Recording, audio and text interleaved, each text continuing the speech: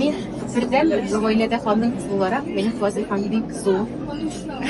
Ролем бик зур. Әни кеше ул һәрвакытта өйдә җылылыкны саклаучы, балаларның бөтен дәресләрен, бөтен тормышын кайгыртучы, өс башын кайгыртучы. Әни бит әле ул әнидә карап ала киләчәк хатынын да сөйләр. Шуңа күрә мин дә тырышам, өйдә һәрвакыт ниндидер матурлык, җылылык, бөтен яктан тәмле ризыкларны сөйләп, өйгә кайтырга рәхәт булсын. Ират кешегә өйгә кайткач, рәхәт булса, ул өйдән бер кайда китми.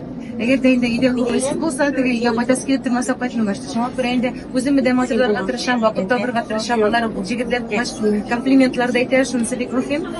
Безнең әни матур дип, алар да куаналар, шуңа күрә үзеңә дә карап торып кирәк. Алар үзләренең матур бүләкләре, бүләкләр белән бик зур, минем өчен зур дәрәҗә, зур бүләк.